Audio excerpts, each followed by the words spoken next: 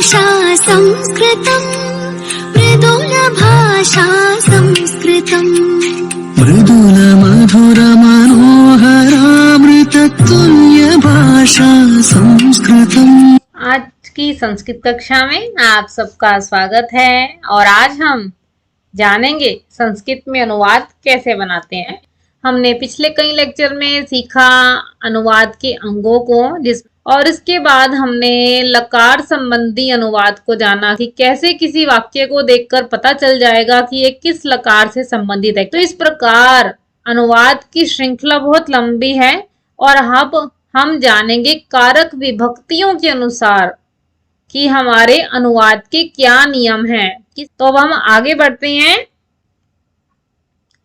सबसे पहले हमें कारक और उनके चिन्ह और उनके योग में कौन सी विभक्तियां होती हैं ये सबसे पहले जानना आवश्यक है। कर्ता ने प्रथमा, कर्म को द्वितीया, कर्ण से तृतीया, संप्रदान के लिए चतुर्थी, अपादान से जुदाई पंचमी, संबंध का के की षष्ठी, अधिकरण में पर सप्तमी, संबोधन हे अरे संबोधन। तो इस प्रकार ये चार्ट हमारी बहुत हेल्प करता है। और तो आज का विषय हमारा क्या है? विभक्तियों से संबंधित हम अनुवाद कार्य सीखने वाले हैं।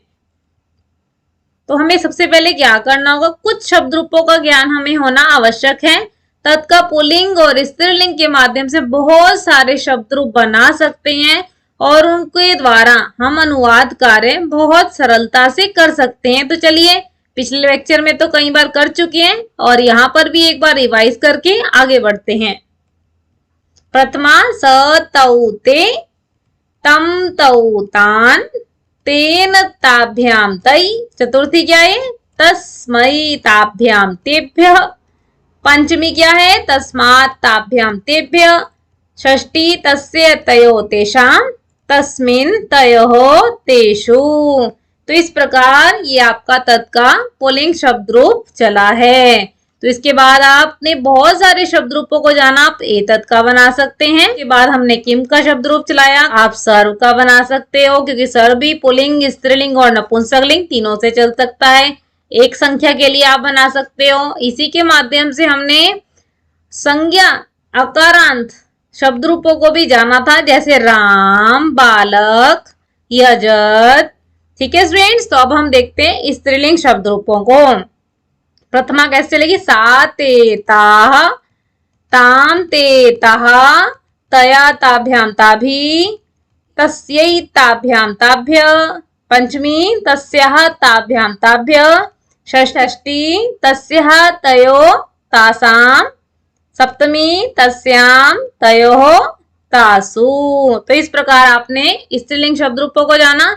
अब आपने क्या करना है? एतद, इसी के माध्यम से आप एतद का शब्द रूप बना दीजिए। इसी प्रकार आप किम बना लेंगे। इसी प्रकार आप सर्व का चला सकते हैं और फिर आप अकारांत लता शब्द रूप चला सकते हैं। नदी शब्द रूप इसी को देखकर चला सकते हैं बहुत कम अंतर के साथ। पुल्लिंग के माध्यम से नपुंसकलिंग शब्द रूप बना सकते हैं। आज हम जानेंगे पंचमी विभक्ति का प्रयोग कहाँ किया जाता है। पिछले लेक्चर में हमने क्या क्या पढ़ा स्टूडेंट? द्वितीय विभक्ति कहाँ लगती है, उसके क्या नियम है, तृतीय विभक्ति के क्या नियम है, चतुर्थी विभक्ति के क्या नियम है, और आज हम जानेंगे पंचमी विभक्ति का प्रयोग कहाँ पर किया जाता है। इसका एक एक लेक्चर सीरियल वाइज चल रहा है। इसकी सीरीज है, एक भी सीरीज मिस मत कीजिएगा स्टूडेंट्स। अगर आप अनुवाद करना सरलता से सीखना चाहते हैं तो हमारे साथ एंड तक सभी सीरीज को जरूर देखें।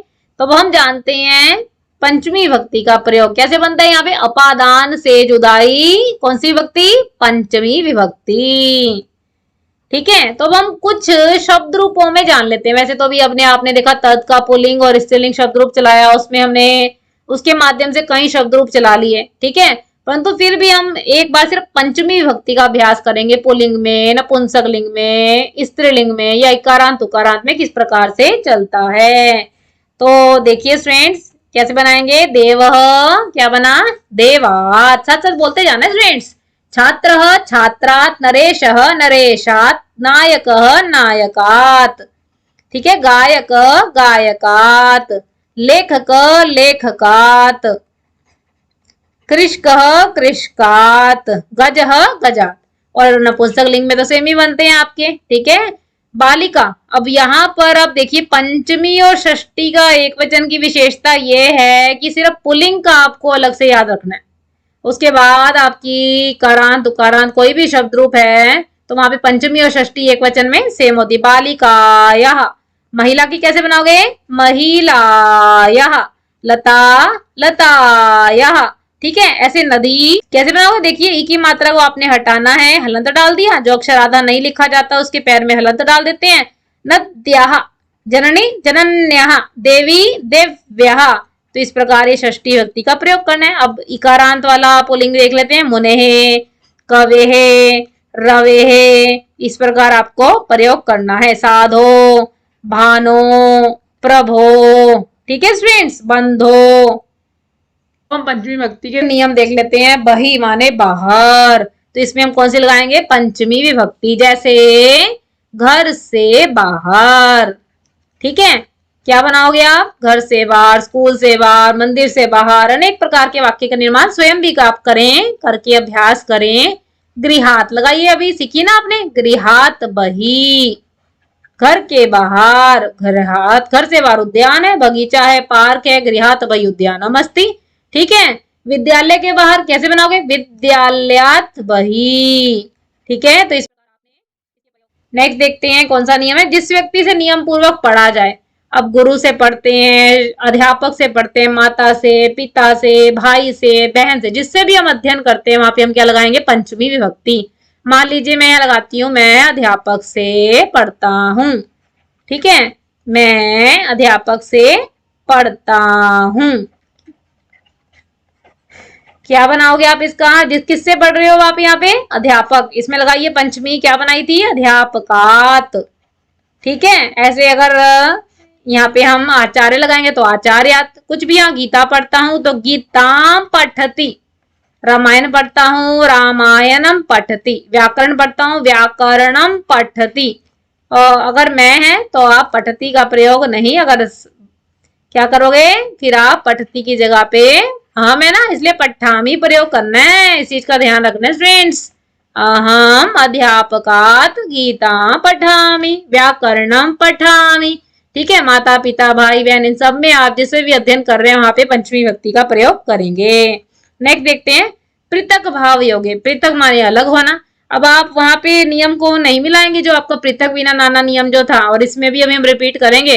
अलग होने के समय जो वस्तु स्थिर रहे उसमें क्या लगाते हैं, पंचमी विभक्ति। चलिए उदाहरण से समझ लेते हैं, जैसे वृक्ष से पत्ता गिरता है, ठीक है, पत्ता गिरता है। अब जो वस्तु अलग हो रही है, पत्ता अलग हो रहा है, परंतु जो स्थिर रहा वहां पे लगाइए पंचमी विभक्ति का प्रयोग। ये क्या बना, वृक्षात, पत्ते की बनाइए पत्रम, गिरता है पतति। अब साथ साथ आप इस रूल को फॉलो करते जाएं, कहाँ पे अनुस्वार और कहाँ पे म का प्रयोग करना है। और अगर पत्ते अधिक हो जाएं तो क्या बनाओगे, पत्राणि पतंती। तो इस प्रकार वाक्य निर्माण करना बहुत सरल है, ठीक है। पर्वत से जल गिरता है, कैसे बनाओगे, पर्वतात, पर्वत तो वही रहा ना, जिस जो वस्तु स्थिर रही वहीं पे पंचमी लगी, पर्वतात जलम पतति, ठीक है। चलिए नेक्स्ट देखते हैं कौन सा नियम है हमारा, उद प्लस भू। इसका भी एक उदाहरण जो मुख्य है आपका, हिमालय से गंगा निकलती है, बीज से अंकुर निकलता है। तो ऐसे वाक्य आपको मिल जाते हैं, परीक्षा में भी बहुत बार पूछते हैं। अब किससे गंगा निकली, हिमालय से, हिमालय में लगाइए पंचमी विभक्ति, क्या बना, हिमालयात, हिमालयात गंगा प्रभवती उद्भवती, ठीक है। दोनों ही प्रयोग आपके शुद्ध हैं, उद्भवती, ठीक है स्टूडेंट्स। चलिए नेक्स्ट देख लेते हैं, V प्लस भी डरना। ये वाक्य भी बहुत अधिक प्रयोग आपके परीक्षा में पूछ लिया जाता है। देखिए वह शेर से डरता है। अब शेर को क्या बोलते हो, जिससे डरता है उसमें आपने लगानी है पंचमी विभक्ति, ठीक है। शेर की बनी सिंहात। अगर कुत्ते से डरता है तो क्या बनाओगे, कुकुरात, ठीक है। वानर बंदर से डरता है, वानरात, ठीक। डरता है कि विभेति। अगर स है तो स, और अगर अहम का प्रयोग होता तो विभेमी। ठीक है, तो इस प्रकार जिससे भी डर लगता है तो वहां पे हम पंचमी विभक्ति का प्रयोग करते हैं। नेक्स्ट देख लेते हैं, पृथक विना नाना। ये आपका नियम रिपीट हो रहा है क्योंकि इसमें द्वितीय तृतीय पंचमी है, और आपका प्रयास क्या है, सबसे सरल को आपने उठाना है और द्वितीय विभक्ति का प्रयोग कीजिए जो सबसे आसान होती है। धनम विना, ज्ञानम विना, भोजनम विना, जलम विना, अनेक ऐसे प्रयोग आपने वहां पर भी सीखे थे। अब देखिए दूर और समीप, ये भी रिपीट है, द्वितीय तृतीय पंचमी और सप्तमी, और जिससे दूरी होगी वहां पे पंचमी और षष्ठी का प्रयोग करना है। तो यहाँ पर आप सबसे सरल क्या है आपके लिए, द्वितीय भक्ति का प्रयोग कीजिए, दूरम समीपम ऐसे लगा दीजिए। ठीक है, और यहाँ पर जिससे भी दूरी आपके पास चॉइस है, पंचमी और षष्ठी भक्ति का प्रयोग कर सकते हैं। गांव से दूर, ग्रामात दूरम, अगर पंचमी लगानी है, षष्ठी ग्राम से दूरम। गांव के समीप, ग्राम से समीपम, षष्ठी लगा दीजिए, पंचमी लगाओगे तो ग्रामात समीपम। तो ऐसे प्रयोग हमने पहले भी विभक्तियों में जाने हैं, ये बार बार रिपीट हो रहे हैं। नियमों को आप बहुत अच्छे से याद कर लेना स्टूडेंट्स। ठीक है, तो आज के लेक्चर में हमने क्या पढ़ा, पंचमी विभक्ति के प्रयोग को पढ़ा, और ये सीरीज अभी कहाँ तक चलेगी, सप्तमी विभक्ति तक चलने वाली है। तो अब एक एक करके बड़े ध्यान से इन नियमों को याद रखना है, इनकी प्रैक्टिस करनी है, क्योंकि अनभ्यास विषम विद्या, अभ्यास के बिना तो विद्या भी विष का कार्य करती है। जितना आप प्रैक्टिस करेंगे उतने वाक्य निर्माण आप कर पाएंगे, और अपनी कल्पना के साथ, बुक में तो देखना ही है आपने, पर उसके साथ अपनी कल्पना के साथ भी वाक्य निर्माण करते रहिए, ताकि आपके लिए अनुवाद कार्य बहुत सरल हो जाए। तो चलिए, इस तरह आपने विभक्तियों के नियमों को जाना। क्वेरी है तो आप पूछ सकते हैं, आपकी कोई सजेशन हो नेक्स्ट लेक्चर के लिए तो वह भी आप कमेंट बॉक्स में बता सकते हैं। इसके नोट्स आपको डिस्क्रिप्शन बॉक्स में दिए गए हैं, आप डाउनलोड करके पढ़ सकते हैं। अगर आपको ये लेक्चर अच्छा लगा तो आप इसे लाइक कीजिए, ज्यादा से ज्यादा फ्रेंड्स के साथ शेयर कीजिए, और संस्कृत सीखना चाहते हैं, अनुवाद कार्य को बहुत सरलता से जानना चाहते हैं तो चैनल को सब्सक्राइब भी कीजिए। आप हमें फेसबुक और इंस्टाग्राम के पेज पे भी फॉलो कर सकते हैं। फिर मिलेंगे, तब तक के लिए आप सबको हृदय से धन्यवाद। नमो नमः।